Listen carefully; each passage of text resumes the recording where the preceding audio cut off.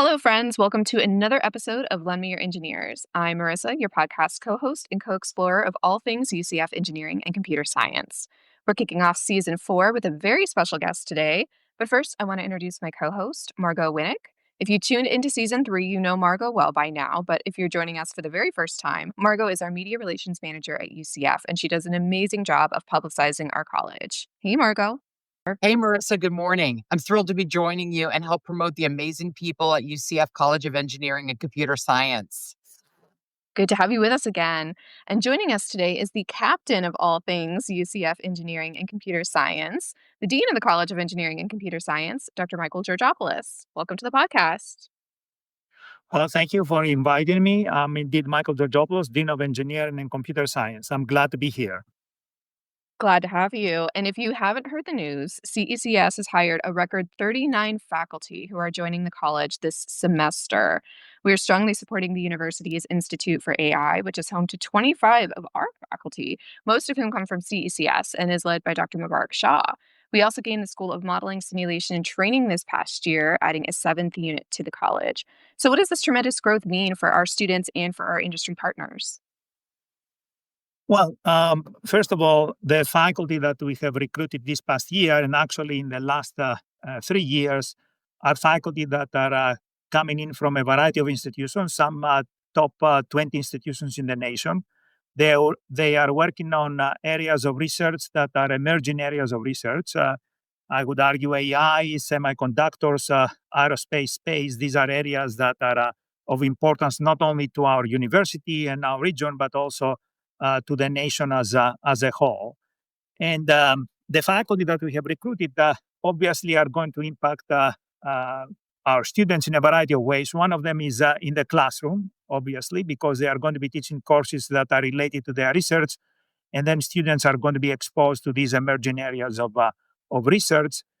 But also at the same time, they are going to be exposed more aggressively in the research that the faculty do, because the faculty have a strong interest of inviting our students, both at definitely at the graduate level, but also at the undergraduate level of being part of the research that they do. So this way, the students will have the opportunity to do hands-on in work in the research that the faculty are interested in, and then they would make an educated decision. I'm talking about the undergraduate students, whether they would want to pursue graduate school here at UCF or anywhere around the US, or whether they want to pursue a career in the industry or government.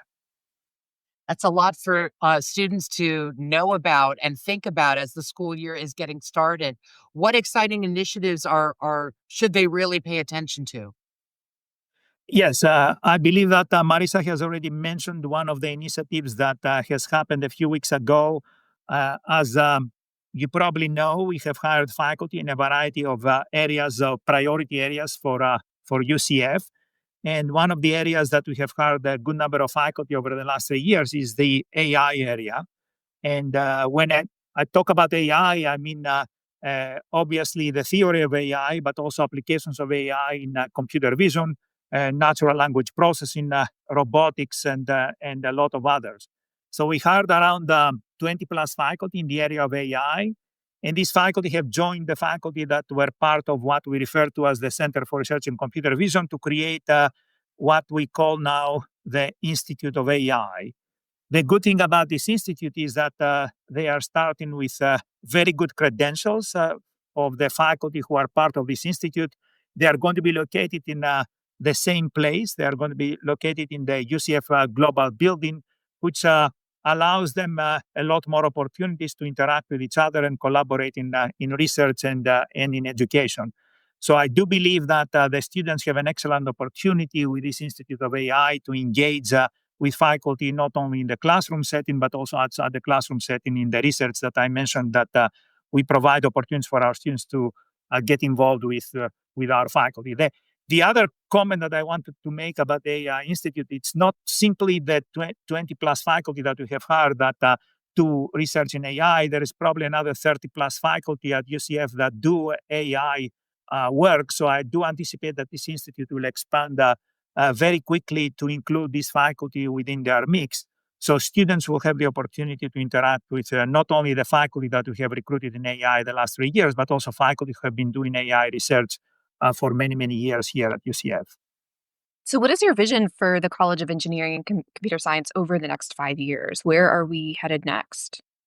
Yeah, so let me start from what is the vision of the institution. The vision of the institution is to create an institution, UCF obviously, that is known for its premier excellence in engineering and technology. And obviously, the College of Engineering and Computer Science is playing a prominent role in this particular vision that the institution has. So within this uh, concept of a premier engineering and technology institution, I believe that the College of Engineering and Computer Science has a unique opportunity to do a number of things. One is to expand the number of students, undergraduate and graduate, that are part of our college. And we have been doing that for the last 3 years very aggressively. When you look at the numbers, we have recruited 1,000 plus more students each and every one of the previous 3 years in our College of Engineering and Computer Science, along the vision that the president has of creating a College of Engineering and Computer Science that serves 20,000 students, of which 16,000 are undergraduate and 4,000 are graduate students. That's one particular focus of the College of Engineering and Computer Science within the concept of the premier engineering and technology institution that the president is talking about. The second one is that obviously we want to expand our resources. And what I mean by our resources, I mean the faculty that we have in our College of Engineering and Computer Science, so that we can serve the expanded population of the students that we expect that they are going to join our institution, and also the College of Engineering and Computer Science. So right now we have around 280 plus faculty, of which around 210 plus faculty are tenure-earning faculty focusing on research and education, and we have around 75 plus, I believe, instructors and lecturers that have as a primary focus the education aspect of our enterprise. So I do expect that as time progresses, we will receive additional resources from the institution to expand our faculty body from the existing number of 280 plus faculty to around 500 faculty, of whom 300 plus are going to be tenure-earning faculty focusing on research and education, and around 200 are going to be faculty, instructors, and lecturers that focus primarily on education. So overall, what this would allow us to do is it would allow us to expand our research portfolio well and beyond of what we have been doing over the last couple of years. This past year, we brought in research awards of $63 million. The intent here is with these added faculty that have come and hopefully will come in our institution under the umbrella of the College of Engineering and Computer Science. We'll expand our research portfolio to $150 million. We will be top 10 institution in terms of the number of degrees that we produce at the bachelor's, master's, and PhD level. We are going to have a significant number of postdoctoral students and a lot of other things that come along with this expanding portfolio in education and research. That is most impressive for the workforce pipeline that you're mentioning. What role does the college play in supporting the growing tech and engineering sectors here in Central Florida?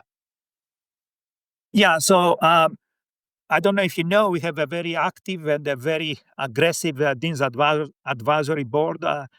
These are members that we have recruited to be part of our board over the last few years, and they represent a number of companies that in our area. So we have a good representation of aerospace and defense companies. We have a good representation of energy companies.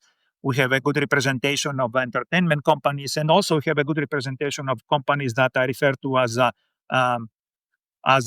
smaller companies. You know, they are startup companies that do research and development in areas of common interest to them, and of course of what is interest in our region. One of the advantages of expanding the student population in the College of Engineering and Computer Science is that we give the opportunity to a lot of the employers that are in our vicinity when they come to UCF to interact with many, many students. And of course, we expect that some of the students will be their interns and eventually their future employees. One of the things that has been very consistent in the numbers that we look at is that when we ask our students 6 months down the road what are they doing in terms of work, around 90% of them say that they found a job in a discipline of their choice, and around more than 60% of them say that they found a job in the state of Florida, which is very important. So, in essence, when all these companies invest in engineering and computer science, and of course UCF in terms of internships that they provide to our students, and in terms of other ways that they interact with the College of Engineering and Computer Science, it's something that eventually comes back to benefit them, because these students that they invest in eventually become their future employees that push forward their agenda in the business that they are involved with. And going back a little bit to AI, I know you talked a lot about the AI Institute and, it's a technology that's so new, but also changing a lot. There's still a lot that we don't know about it. So, how is CECS preparing students for the rapidly evolving tech landscape that they're going to work in? Yes, I think that's a very good question. So the research aspect is something that is taken care of by recruiting all these 20 plus faculty that I mentioned to you that we have recruited over the last three plus years. These are faculty that do work in the area of theory of AI or applications of AI, whether it's computer vision, natural language processing, robotics, and so forth. So I think these faculty are definitely pushing the state of the art forward, and they are going to be engaging with students both at the undergraduate and graduate level. One aspect that is something that we are looking at very aggressively moving forward is the educational aspect of how much AI is affecting our work. So we are planning over the next year or so to put a number of committees in place that involve faculty from all our disciplines in engineering and computer science to uh, kind of figure out of how we can better take advantage of AI in the education that we provide to our students, so that when they graduate from UCF and obviously the College of Engineering and Computer Science, they are going to be the kind of students that the industries in our region, but also across the nation, are interested in involving. In addition to that, there is another component of how we engage students outside the College of Engineering, Computer Science, and AI. So this past year, under the direction of the previous provost, Mike Johnson, we introduced a new course in AI, a general education program course that would allow the student to get their first exposure on AI. And when I say the student here, I mean pretty much every student in our institution. And this would give the first uh, taste, if you want to call it, of AI to pretty much any student in our institution. Some of the other things that we are thinking about in terms of what we can do for students in our institution now that we have established the Institute of AI is to consider introducing degrees that I refer to as AI plus X, right? So what we do there is that we will coordinate with the appropriate colleges in our institution, of course, outside the College of Engineering and Computer Science, and figure out how we can put in place a sequence of courses that are connected to the discipline that the other college is represented, but also includes some of the AI courses that give their students a better understanding of what AI is all about, how it can be used within the context of their discipline, so that when they graduate from, let's say, the College of Arts and Humanities or the College of Sciences, they are going to be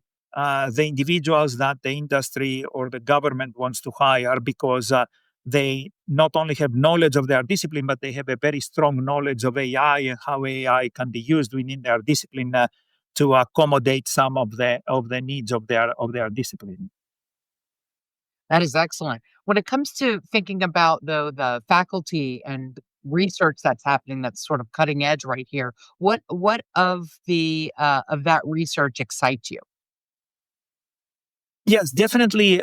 You hear a lot about the large language models and the Chat GPT versions 2, 3, 4, and 5, and so forth. So that's definitely one aspect of the AI research that is very exciting. And the reason for that is because you can use these large language models to become more efficient and more effective in the work that you do. So that's one particular component that seems very exciting. Other aspects of AI that are exciting is anything that is related to applications of AI, whether these are the applications that I mentioned before, applications pertaining to computer vision, applications pertaining to natural language processing, applications pertaining to robotics. Computer vision applications are many, as you probably suspect. Autonomous vehicles is one example where computer vision plays a very critical role.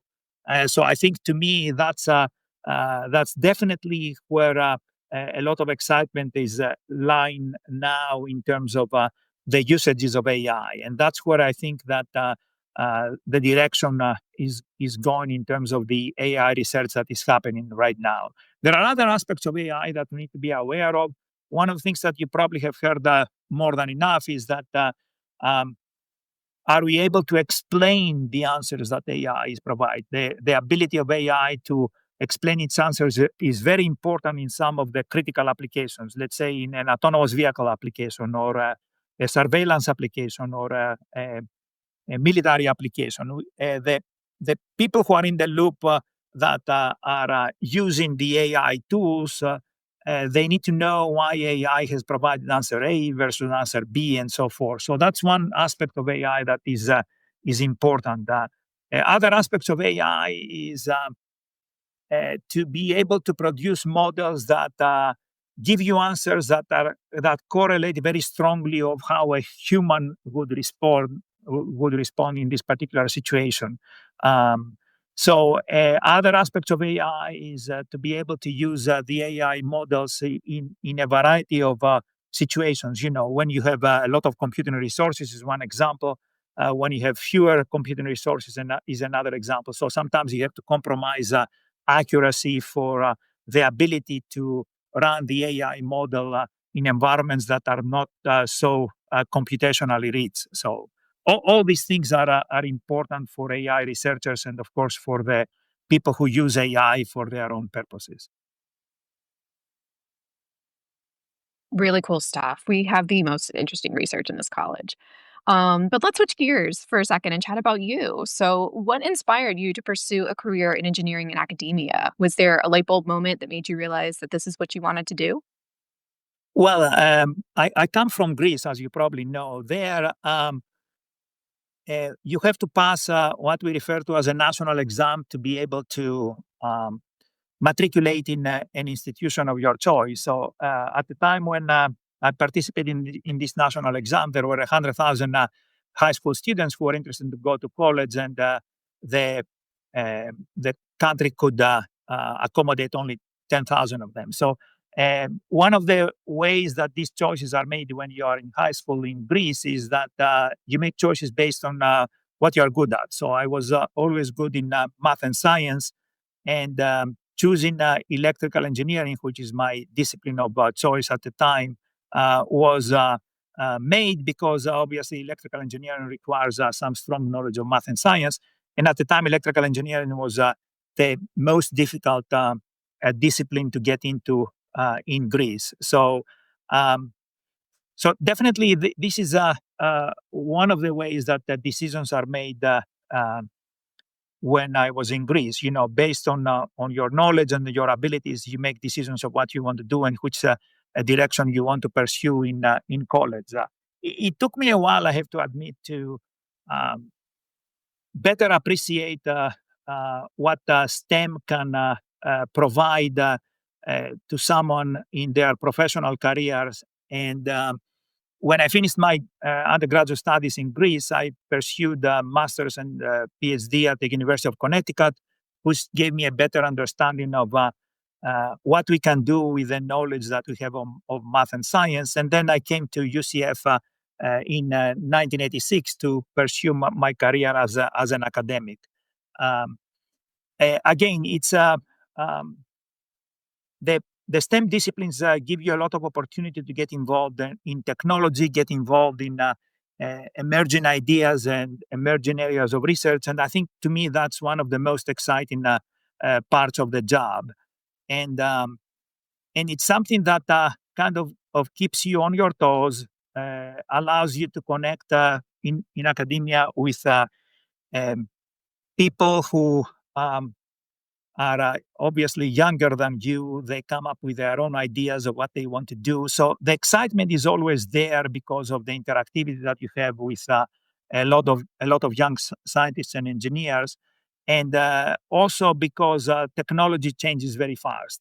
One example is the AI that we talked about. So I think it's a great career to follow, the academic career, because of the opportunity for you to get involved with new ideas and new technologies on a consistent basis. Excellent. And we're so lucky to have you here at UCF for such a wonderful tenure. When you think back to when you first joined, can you reflect a little bit about how things have changed since then? Well, when I joined UCF back in 1986, I would argue that it was primarily a teaching institution. It was an institution that had as its primary purpose to educate the students that were matriculating in the institution, which is obviously a very important mission, even even today when we have a very strong research focus. The other aspect of it is that we were a lot smaller then. I remember when I joined UCF in 1986, we were 17,000 students. Now we have 70,000 students. So the differences are stark, right? Because the scale aspect of what we do today is a lot more pressing than it was 40 years ago when I joined UCF. So that's something that we need to be aware of, and we need to find ways that we can offer to our students the personalized attention that they need to become successful in their careers. So, Well, if you weren't in academia, what would you have pursued? Do you have any secret ambitions? well, I have to tell you that the way things happened when I was in Greece is I probably would argue that I did not have a choice. I think I wanted to go to college. My parents wanted me to go to college, so definitely this was a direction that I followed based on the abilities that I had at the time. And now, when I did my master's and PhD, obviously the knowledge expanded. And during that time, I was not too sure whether I wanted to pursue an academic career or a different type of career in the industry or the government. And at the time, I was contemplating that maybe I'll stay in the US or maybe I'll go back to Greece. What happened is that after I joined UCF, um, I recognize that the academic life gives you a lot of opportunities to do the things that you want to do. As I mentioned, it keeps you on your toes, and it helps you stay excited about the things that you do. So definitely, it is a good career. So a few years later, after I joined UCF, I came up to the conclusion that the choice that I made was the right choice for me for the reasons that I mentioned. You know, the opportunity to do the things that you want to do, the opportunity to do new things because the technology changes, and also the opportunity to interact with students either in the classroom setting or outside the classroom setting. And in some ways, I would argue, change people's lives, right? Make them also excited about the research that you do so that eventually they can pursue a career that is of interest to them, but also transfer knowledge to the new generations of engineers and scientists so that they can develop new things, they can come up with new ideas, and keep the world running. It's wonderful. How do you find a way to stay connected to both the, students, faculty, also alumni? What's your secret? Yeah, so when it comes to faculty, I get involved with faculty from very early on, meaning uh, during the recruiting process. So I interview all the faculty that are considering of coming to UCF. So I do know who we recruit before they even show up at our doorstep. And then I interact with them on a consistent basis as they pursue their career at UCF. And most of the faculty that we recruit are tenure earning faculty. So they have 5 years to go through their professional career here at UCF to eventually get tenure and become associate professor. So during that time, I interact with them on a consistent basis, and I get to know what they do, what they are doing well, and what they need help with. So in essence, I stay connected with them on a consistent basis while they are pursuing their first years of their career here at UCF. The other thing that we have done with the College of Engineering and Computer Science that is kind of unique is that we have established the last few years, actually since COVID, what we refer to as the College of Engineering and Computer Science virtual seminar series. There we ask faculty and primarily junior faculty to come and join us in an hour session that we do, virtual session that we do on Fridays of every week when we started and now every other week, where we ask them in a 10-minute slot to kind of explain who they are, what do they do, the kind of projects that they are focusing on, and what kind of collaborations they want to establish so that they become as successful as they can be. So this gives me the opportunity, because I am involved in this seminar series on a consistent basis, gives me the opportunity to get to know this faculty a lot better than I would have known them if we have not had this CCS virtual seminar series. So I review their slides the night before and get a better understanding of what they do. When the time comes for them to present, I ask them questions about the research that they do, and this way I get to know them a lot better. And obviously, there are other opportunities that the College of Engineering and Computer Science offers to their faculty, either a new faculty or existing faculty who are bringing industry in a variety of occasions throughout the year to interact with our faculty, tell them what they do and how they want to engage with our faculty in research and education. So there are a lot of other ways that I get to know what our faculty do and what they are good at and how they can be successful in their professional careers. And we've got a lot of really strong industry partners as well. So tell us a little bit about those and what are some of the other opportunities that they have to collaborate with our college? Yeah, let me start with maybe the obvious example. We have a very strong partnership with Lockheed Martin. Lockheed Martin has been in our vicinity for many, many years. One of the ways that we interact with Lockheed Martin is through this college work experiences program. This is a program that has been around for 40 years and has involved in internship opportunities hundreds of students every year.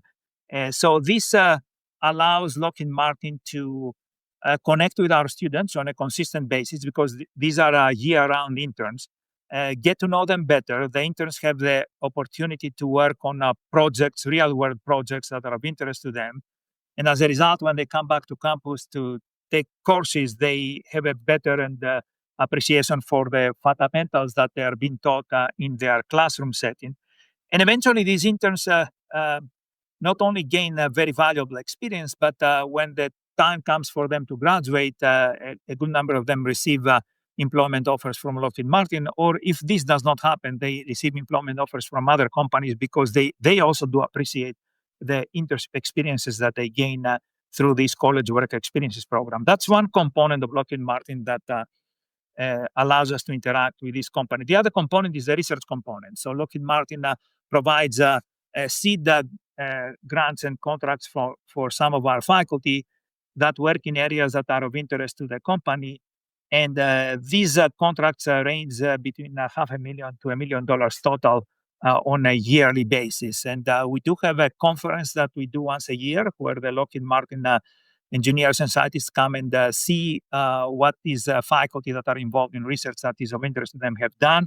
But they also have the opportunity to see the kind of research that is happening here at UCF. The value of connecting through these seed grants that Lockheed Martin is providing to our faculty is that eventually they establish a sustained relationship with some of our faculty that could lead into other opportunities that they means UCF faculty and Lockheed Martin can go after in a collaborative fashion. So there have been a number of instances that faculty members in our institution, and obviously in the College of Engineering and Computer Science, they have connected with Lockheed Martin to go after federal funding opportunities that are at the level of multi-million-dollar opportunities. So this is another advantage that I see of getting involved with companies like Lockheed Martin. And of course, the students are always in the mix, right? I mean, when they do research, and this is another way that companies like Lockheed Martin get to see the quality of the students that matriculate here at UCF and eventually make appropriate decisions when the time comes for the students to graduate in terms of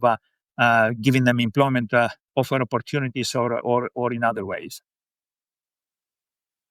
What is something that the audience that's listening today would be surprised to learn about you? This refers back to my life in Greece. So and my father was a very persistent individual. So he thought that it was necessary for me and my sister to learn the uh, Greek traditions, and one of the traditions that they want us to learn is Greek music. So um, uh, he gave us a lot of opportunities to listen to Greek music, dance to Greek music, and so forth. So that's something that I enjoy doing when the opportunity arises. So I know a lot of people have not seen me dancing, but those who have would probably recognize that it's something that I enjoy doing, and it is a result of my upbringing in my Greek home, and the persistence of my father to make sure that our traditions in Greece are kept intact as the new generation comes in to um, after the older generation. So, Very cool. I love that. Could we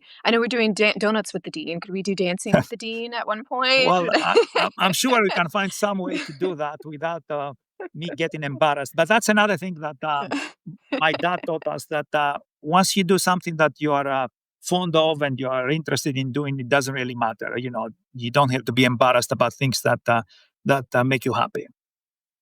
Of course, and always important to, preserve those traditions for sure. So what's one piece of advice that you would share with CECS students?